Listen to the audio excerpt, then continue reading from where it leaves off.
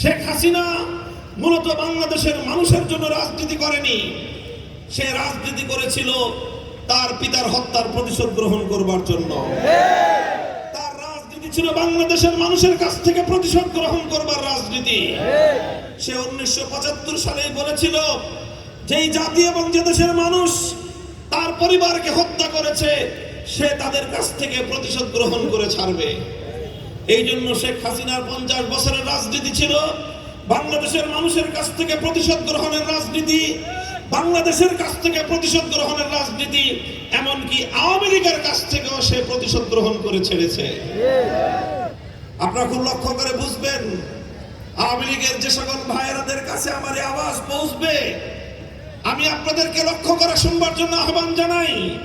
আপনারা লক্ষ্য করে দেখবেন, এখনো নেট দুনিয়া শেখ হাসিনার ওই সকল বক্তব্যগুলো খুঁজে পাবেন।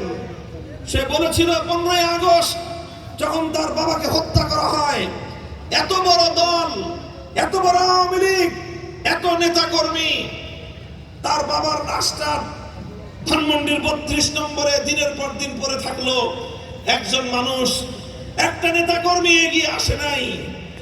তার